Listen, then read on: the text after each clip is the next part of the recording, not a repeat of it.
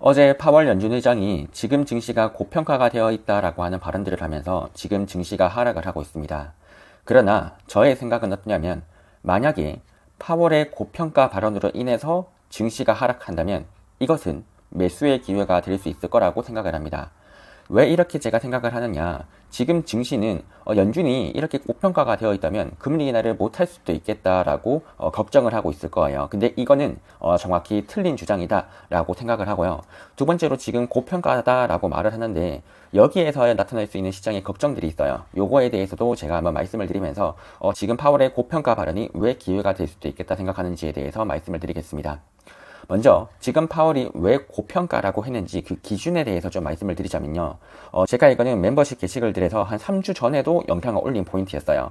최근에 파월이 9월달만 그런 게 아니라 지난달에도 지금 증시가 고평가가 되어 있을 수 있겠다라고 했는데 그 원인이 무엇이냐면 PER 데이터의 평균과 표준 편차가 있어요. 그러니까 지금까지 있었던 그 PER이라고 하는 거 있죠. S&P 500의 멀티플, 쉽게 말해서 PER을 역사적으로 이렇게 만들어낸 다음에 이거를 평균치를 하는 거예요. 그래서 평균보다 이 PER 멀티플이 아주 높으면 고평가다라고 하는데 지금이 아주 높은 편이 맞아요. 그렇기 때문에 지금 시장에서의 걱정은 야 이렇게 자산 가격이 많이 올라가게 되면 연준에서도 자산 가격을 신경 써서 금리 인하를 예상보다는 못하지 않을까? 요거에 대해서 걱정을 하는 거예요. 그러니까 왜 연준의 발언이 중요했느냐? 지금까지 자산 가격이 왜 올라갔죠? 유동성을 충분히 뿜어졌기 때문에 자산 가격이 올라간 거잖아요. 유동성을 많이 풀어줬는데 연준이 자산 가격 상승이 너무 걱정이 된다라고 하면 금리 인하를 못할 수도 있으니까 이거를 걱정하고 있는 건데 이게 아닐 수 있다는 거예요. 왜 그러냐면 이거는 중앙은행의 목표를 알아야 돼요. 그러니까 중앙은행이 왜 만들어졌느냐 이거에 대해서 이해를 해야 되는데 많은 사람들이 알고 있는 게 물가 안정과 완전 고용만 알고 있어요. 그래서 물가 안정을 시키고 완전 고용을 하는 게 중앙은행의 목적이다라고 생각을 하는데 핵심 포인트가 금융 안정이 있어요. 그러니까 금융 안정이 되는 상황에서 물가 안정과 고용, 완전 고용이 있는 겁니다. 금융 안정이 안 되면요. 물가 안정도 완전 고용도 필요가 없어요. 1순위는 원래는 금융 안정인데 워낙에 금융 안정이 탄탄하다 보니까 지금까지는 언급 자체도 안 됐던 거예요. 자, 그런데 이번에 맥락은 뭐냐면요. 이번에 파월의 발언은 이 금융 안정과 관련된 질문들이 있었단 말이죠. 야, 지금 오늘날에 있어가지고 혹시나 주식 가격들이 폭락을 할 때 이거 금융위기 나타나는 거 아니냐? 이 질문에 대해서 야 오늘날에 있어서 자산 가격이 높긴 합니다. 높긴 한데 이 자산 가격이 폭락하더라도 금융위기 수준의 위험 안 올 거예요. 왜냐하면 은행들의 자산 건전성은 훌륭하기 때문이에요. 요 발언이었다고요. 그러니까 봐요. 이번에 자산 가격이 높아요라고 하는 이 발언의 맥락은요. 자산 가격이 높은 거 이거 폭락을 해도 금융위기 수준이 아니다. 자산 건전성 훌륭하다. 따라서 우리 금리 인하 지속할 수 있다.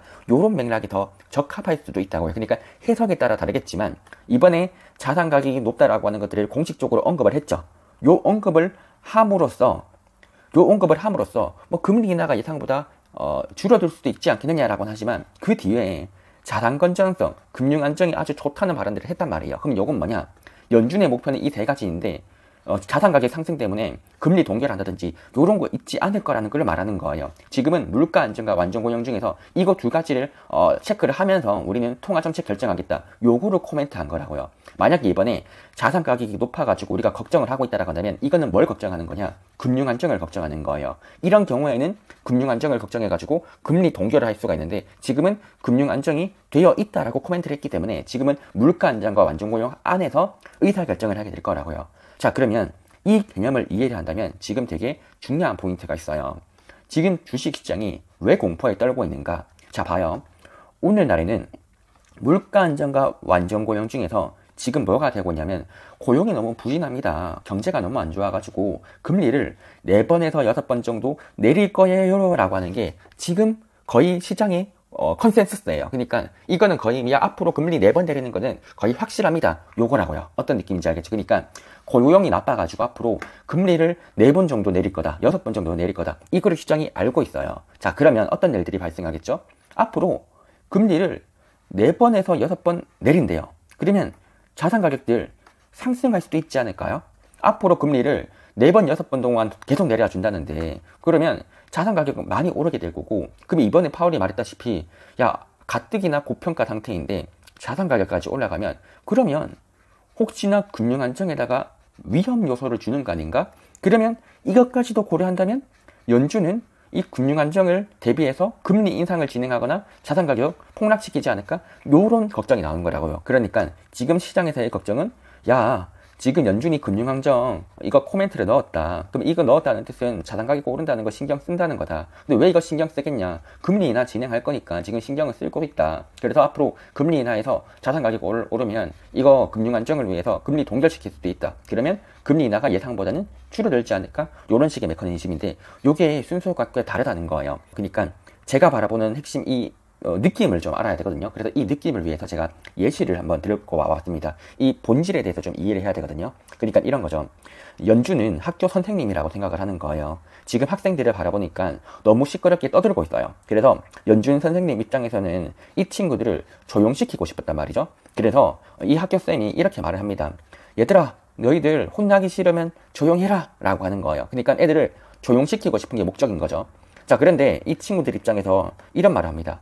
야, 네가 뭐 할 수 있는 게 뭐가 있어? 쌤이 우리한테 뭐 소리치는 거 말고 우리한테 할 수 있는 거 있어? 때릴 거야? 못 때리잖아. 퇴학시킬 거잖아. 뭐 퇴학시킬 수 있어? 퇴학도 못 시키잖아. 우리는 더 떠들 건데요 라고 아주 반항을 하는 거예요. 자, 그러면 이렇게 될 때 학교 쌤 입장에서 쉽게 말해서 연준 입장에서 뭔가 할 수 있는 게 있나요? 없다는 거예요. 사실 연준 입장에서는요, 지금 할 수 있는 게 금리 인하라고 하는 행동은 고정이에요. 금리 인하라고 하는 행동은 고정인데 이게 워낙에 금리 인하라고 하는 행동이 고정이다 보니까 다른 학생들이 이걸 알고 있다는 거죠. 야, 학교쌤은 아무것도 할 수 있는 게 없어. 그러니까 우리가 자산 가격이 올라가더라도 연준 입장에서는 앞으로 금리 인하 해줄 수밖에 없어. 요거를 알고 있다는 거예요. 자, 그러면 어떻게 해야지 이 학생들을 조용시킬 수 있겠느냐? 쉽게 말해서 자산 가격을 안정화를 시킬 수 있겠느냐? 가장 좋은 방법은 더 화를 내는 거예요. 야, 우리 조용하라고 했다. 진짜로 내가 너희들 퇴학시켜버리겠다. 이런 식으로 예상보다 강하게 코멘트를 던지는 거예요. 자, 그러면 이 코멘트를 듣고 학생들은 초반에 걱정할 수 있겠죠. 야, 이번에는 왜 이렇게 화를 많이 내지? 진짜로 뭔가 있나? 이렇게 걱정을 하게 되고 이 과정에서 자산 가격의 상승이 제어가 된다는 겁니다. 근데 본질을 깨트리고 있는 학생은 알겠죠. 뭐냐? 야, 어차피 학교쌤은 지금 할 수 있는 거 소리치는 거밖에 없다.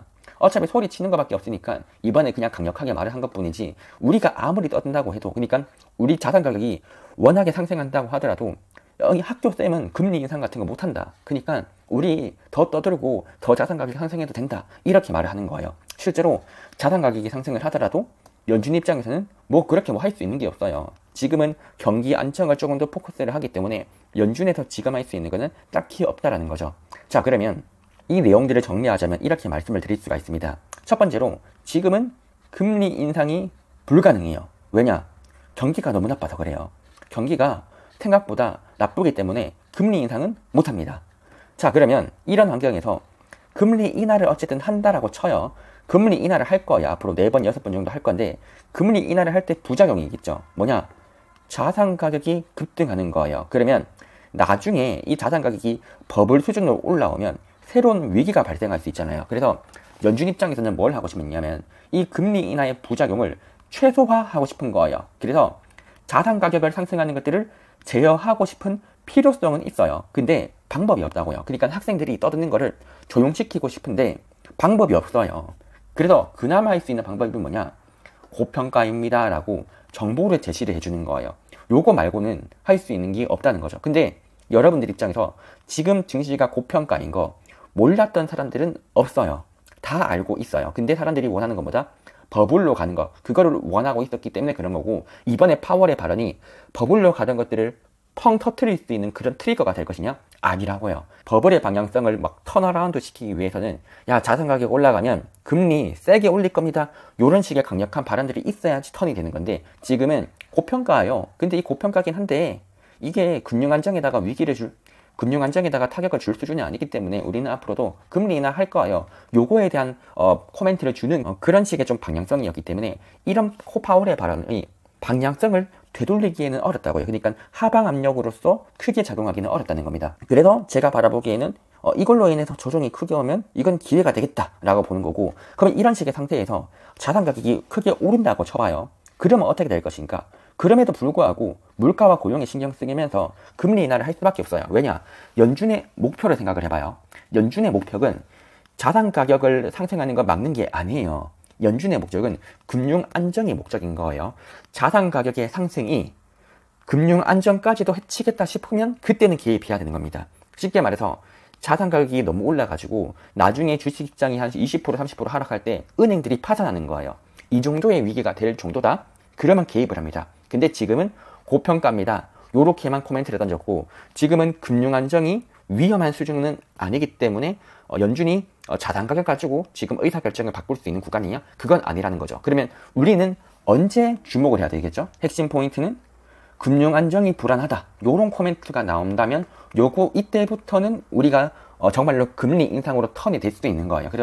그렇기 때문에 지금 정도의 발언 가지고 아주 위기라고 보기보다는 금융 안정이 조금 위험할 수도 있다. 이런 부분들까지도 코멘트가 되거나 아니면 이런 레포트들이나 이런 자료들이 나온다면 이때는 우리가 주의를 해야 되지 않을까라고 보는 거죠. 그러면 결론을 내리자면 지금 연준에서는 금리 인하의 부작용들을 최소화하고 싶었고, 이거를 하기 위한 방법으로서 이번에 자산 가격이 고평가가 되었다. 이걸 코멘트를 던지는 것은 아주 연준 입장에서는 적절한 방법이었다. 그러나 이번에 이 고평가가 되어 있다는 발언은 쉽게 말해서 가격이 상승하는 속도를 약간 줄이는 역할인 것 뿐이지 방향성을 턴시킬 수 있는 재료는 아니었다라고 하는 게 결론이고, 지금의 흐름은 금리 인하가 계속 지속이 되고 버블의 조건들이 충족을 한다라고 친다면 이번에 파월의 발언 가지고 증시가 막 턴을 한다. 이런 가능성들은 낮다라고 바라보는 겁니다. 그래서 조정은 있겠지만 하락장을 만들 수 있는 재료는 아니다 라는 것이고요. 그러면 우리는 지금 어디에다가 집중을 해야 되느냐. 제가 2주 전쯤에 제가 닷컴 버블에 대해서 이야기를 하면서 저금리 저물가 고성장에 대해서 코멘트를 드린 게 있어요. 요 흐름들에 대해서 여러분들이 조금 더 바라보는 게 중요하지 않을까 싶고요. 이 저금리 저물가 고성장 중에서 한 가지의 요건이라도 충족을 하지 못한다라고 한다면 단기 조정의 요인이 될 겁니다. 그리고 핵심 본질은 AI 실적에 있을 거고요. 그래서 AI 실적이 핵심 본질인데 AI 실적은 아직은 잘 나오고 있으나 이 AI 실적도 왜 잘 나오고 있느냐? 재정 지출 확대가 핵심 변수라고 저는 바라봅니다. 그래서 이 최근 증시의 상승 이유가 AI 밸류 체인의 지배 구조랑 그 다음에 글로벌 부채 증가가 있는데, 이 두 가지 조건들 중에서 글로벌 부채 이슈에서 예상보다 부채 증가가 안 된다. 그러면 증시가 조정을 줄 수 있거든요. 그래서 부채 증가 속도가 낮아지는 지점들이 있으면 그때가 조금 위험하지 않을까라고 생각을 합니다. 이상으로 오늘 영상은 여기서 마치도록 하고, 멤버십 분들은 이런 영상들, 최근에 올려드린 트레이딩 영상들도 한번 시청을 하시면 도움이 되지 않을까 싶네요.